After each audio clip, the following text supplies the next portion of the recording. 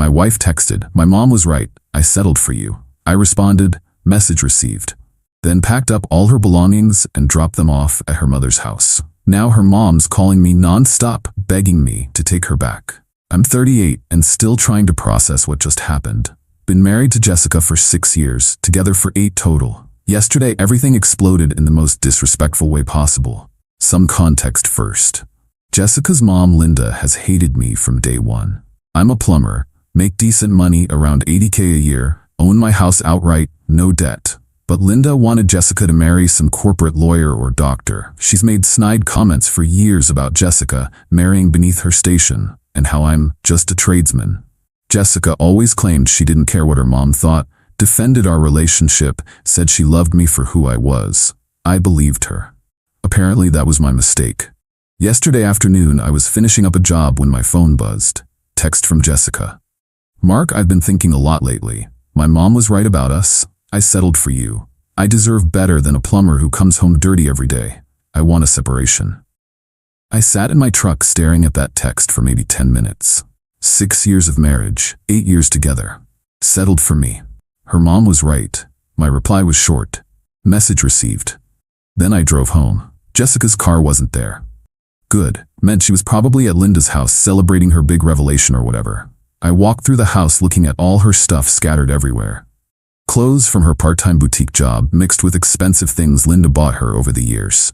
Makeup covering the bathroom counter I renovated myself. Her exercise equipment in the spare room. Her books, her decorations, her entire life mixed up with mine. But apparently she settled for all of it.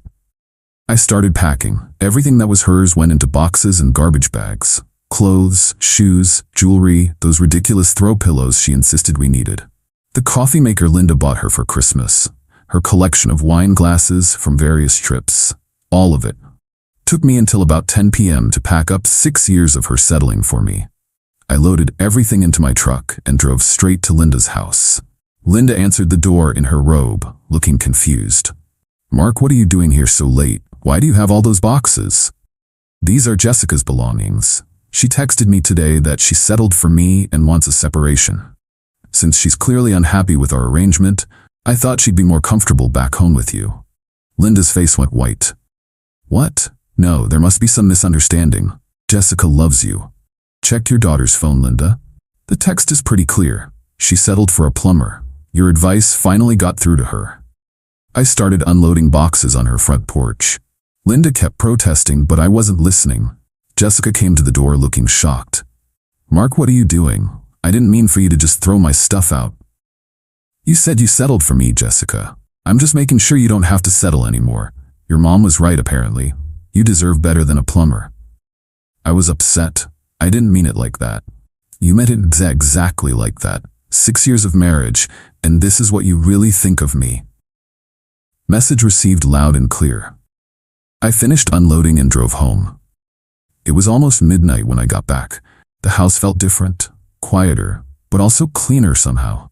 Jessica started calling around 8 a.m. the next morning. I didn't answer. Then the text started. "Mark, please, we need to talk. This is crazy.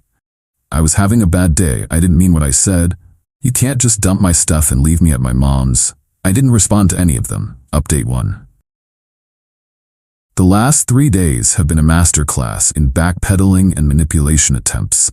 Jessica showed up at the house Tuesday morning. I was getting ready for work when I heard her trying her key in the lock. Her key still worked because I hadn't changed the locks yet. I met her at the door. "Mark, we need to talk. This is our house." "Not anymore, it isn't. You made it clear you settled for this life. I'm freeing you from that burden." I was emotional. I said things I didn't mean. "Please let me come back." "Jessica, you texted me that your mother was right and you settled for me. After 6 years of marriage, that's not something you say by accident. But this is my home too. Where am I supposed to live? At your mother's house where your stuff is. You get to live with someone who thinks you deserve better than a plumber." Her face started getting red. "You can't just kick me out. I have rights." "Jessica, you asked for separation. You got it.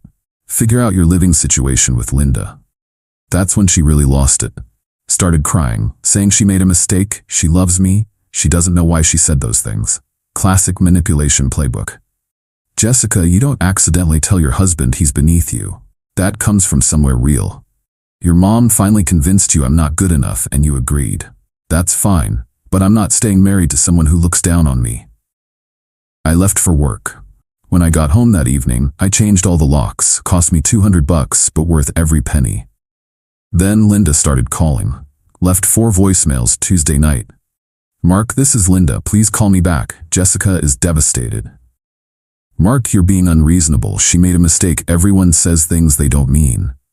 Mark, she loves you. Please don't throw away 6 years over one text message. Mark, please call me back. We need to fix this. I deleted them all. Wednesday, Jessica tried a different approach. She showed up at my job site.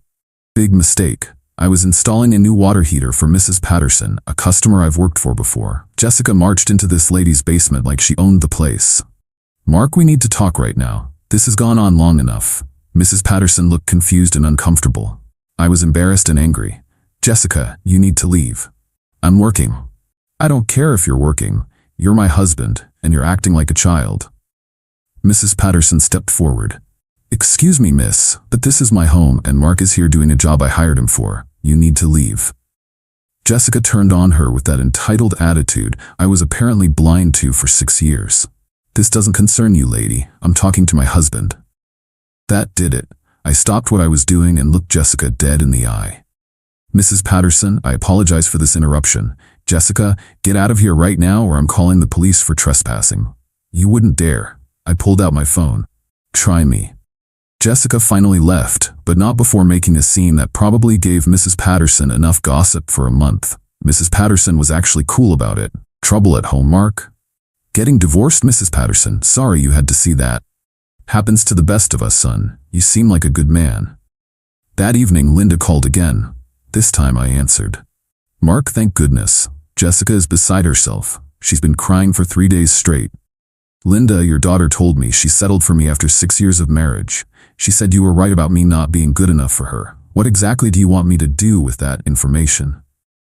Long pause. She was upset, Mark. She didn't mean it. She meant every word, Linda. You've been filling her head with poison about me for years, and it finally took. Congratulations. You won. That's not fair. I just want what's best for Jessica. Then find her a nice lawyer or doctor, someone who meets your standards. I'm just a plumber, remember? I hung up. Felt pretty good, actually. Update 2. 2 weeks later. 2 weeks since the text and things have gotten progressively more desperate on their end. Jessica tried the friends angle first. Her best friend Stephanie called me last Friday. Mark, what you're doing to Jessica is cruel. She made one mistake and you're destroying her life over it. Stephanie, she told me she settled for me. That her mother was right about me not being good enough. How exactly is that one mistake? She was having a bad day at work. She was stressed. You know how Jessica gets when she's overwhelmed. I know she shows her true feelings when she's stressed, apparently. 6 years, Stephanie. 6 years, and this is what she really thinks of me. But she loves you, Mark. She's miserable without you. She's miserable because her backup plan isn't working out. She wanted me to grovel and beg forgiveness for being a plumber. Instead, I gave her exactly what she asked for. Stephanie tried guilt-tripping me for another 10 minutes. I hung up when she started crying. Then Jessica's sister Amy got involved. She showed up at my house Sunday morning. Mark, you need to forgive Jessica. She's family. She was family Amy. Then she decided I wasn't good enough for her family. One text message, Mark. You're ending 6 years over one text message. It wasn't just a text, Amy. It was 6 years of your mother telling Jessica she married beneath her. It was years of snide comments and disapproval.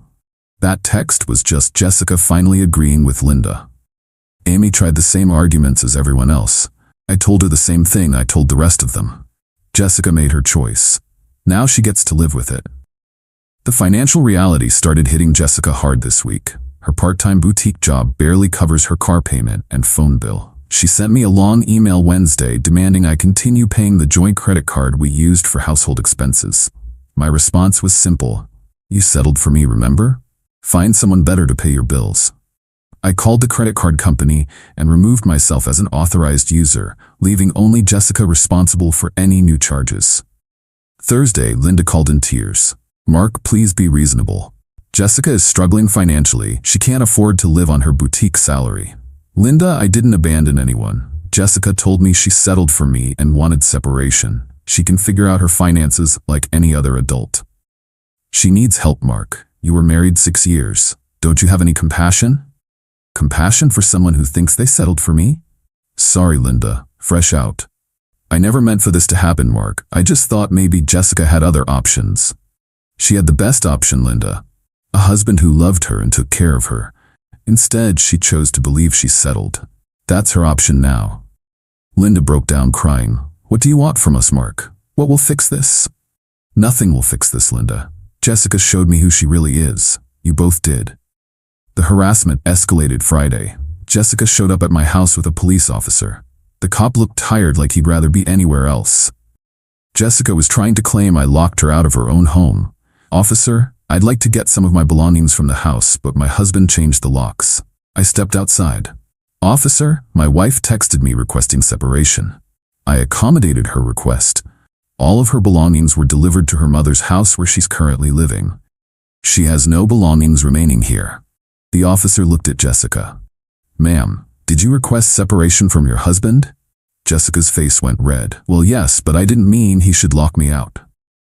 Ma'am, if you requested separation and he provided your belongings to you safely, this is a civil matter between spouses. I can't force him to give you access to property that's in his name. Jessica tried arguing, but the cop wasn't interested. He left after suggesting we contact lawyers if we couldn't work it out. That night I got the most revealing call yet. Linda again, but this time she was desperate. Mark, what do you want? How can we fix this? There's nothing to fix, Linda. Jessica settled for me. I'm setting her free to find someone better. But what if she can't find anyone better? The question hung in the air. Finally, Linda was admitting what we all knew. Then she'll learn the value of what she threw away, Linda. But it'll be too late. Please, Mark. I'll talk to her. I'll tell her to apologize properly. Linda, it's not about apologies anymore. It's about respect. Jessica doesn't respect me. You taught her not to. That's not something you can apologize away. I hung up and unplugged the landline. My cell phone was already set to send unknown numbers straight to voicemail. Final update, 6 weeks later. It's been 6 weeks since the text that ended my marriage. Time for the final update, because this story has reached its natural conclusion. The harassment continued for another week after I unplugged the landline. Jessica tried different tactics. She attempted to reach me through my work by calling the company main line. She tried getting messages to me through neighbors. She even contacted my brother asking him to mediate. My response was consistent. She settled for me. I set her free. Conversation over. My brother actually gave me the best advice. Mark, if someone tells you they settled for you, believe them the first time. Don't give them a chance to prove it again. Smart man, my brother. The turning point came when Jessica tried one last desperate move. She contacted 3 of my regular customers, claiming there was a family emergency and asking them to have me call her immediately. That crossed a line. My customers aren't her personal messaging service. I called my lawyer. Cost me $500, but he sent Jessica and Linda a letter explaining that using false emergencies to contact me through my business clients could be considered harassment. The letter was polite but firm. Any further attempts to reach me through third parties would result in me seeking a restraining order. The contact attempts stopped immediately, but the real consequences came naturally. Jessica's financial reality hit hard. Her part-time boutique job pays maybe $1,200 a month. After her car payment, insurance, phone, and other basics, she had almost nothing left. Living with Linda helped with housing, but Linda's retirement income couldn't support both of them comfortably. Jessica tried finding better work, but 6 years of part-time retail doesn't exactly impress employers. The jobs she could get paid the same or less than what she was already making. Linda discovered that supporting an unemployed adult daughter is expensive. All those years of telling Jessica she deserved better, she never considered the practical reality of who would pay for better. The final piece fell into place 3 weeks ago. Amy let slip during a chance encounter at the grocery store that Jessica had been talking to her ex-boyfriend Derek from college. Apparently Derek is some kind of financial advisor now, makes good money, drives a nice car. She's been texting with him, Amy said. I think she's hoping maybe they could reconnect. I almost laughed. Good for her, Amy. Hope it works out. Amy looked surprised. You don't care? Amy, your sister told me she settled for me. If Derek can give her the life she thinks she deserves, more power to both of them. But what if it doesn't work out? Then she'll learn that the grass isn't always greener, Amy. But that's not my problem anymore. Last week, Linda called from a number I hadn't blocked. She sounded exhausted. Mark, I need to tell you something. Jessica's been talking to Derek again. Good for her, Linda. You always said she could do better. But Mark, Derek isn't the same person he was in college. He's had 2 divorces. He's got financial problems, child support payments. Jessica doesn't know any of this. Then maybe you should tell her, Linda. Or maybe let her figure it out herself. She's making another mistake, Mark. Derek isn't half the man you are. The irony was thick enough to cut with a knife. Linda, 6 weeks ago you thought Jessica settled for me. Now suddenly I'm better than her other options? Which is it? Long silence. I was wrong, Mark. I was so wrong about everything. Yes, you were, Linda, but being wrong doesn't undo the damage. Jessica believed you. That text proved it. She knows she made a mistake now, Mark. She sees what her life is like without you. She sees what her bank account is like without me, Linda. That's different than understanding she was wrong. What would it take, Mark? What would it take for you to forgive her? Nothing, Linda. There's nothing she could do. When someone shows you who they really are, believe them. Jessica showed me she thinks she settled for me. I believe her. Linda was crying now. She loves you, Mark. She loves my paycheck, Linda. She loves the security I provided. She loves the lifestyle I made possible. But if she loved me, she never would have sent that text. I hung up and blocked that number too. The divorce papers were filed yesterday. Jessica will get whatever the law requires for spousal support, probably temporary, since we were only married 6 years, and she's capable of working. The house stays mine, since it was premarital property, with no improvements made with marital funds. Derek can deal with her financial expectations now. I ran into Mrs. Patterson at the hardware store yesterday. She asked how things were going. Much better, Mrs. Patterson. Divorce is almost final. Good for you, Mark. That woman had no appreciation for what she had. She's right. Jessica wanted someone better than a plumber. Linda wanted a son-in-law with a degree and a suit. They're both free to chase those dreams now. As for me, I'm sleeping better than I have in years. My house is peaceful. My bank account is growing faster without someone else's expenses. I've been hitting the gym, hanging out with friends more, even thinking about taking that fishing trip to Alaska I always wanted to do. I'm not angry anymore. I'm grateful. Jessica's text was the most honest communication we'd had in years. She did settle for me. And I was settling for someone who thought they were better than me. Neither of us has to settle anymore. Jessica texted me one last time yesterday from a new number. Just saw it this morning. Mark, I made the biggest mistake of my life. Derek isn't who I thought he was. I lost the best thing I ever had. Please give me one more chance. My response was simple. You were right the first time. You did settle for me. Don't do it again. Then I blocked the number. The best revenge isn't elaborate schemes. It's refusing to accept disrespect and letting people face the natural consequences of their choices. Jessica chose to believe she settled for me. Now she gets to live with that choice. And I get to live without someone who thinks plumbers aren't good enough. Both of us got exactly what we deserved.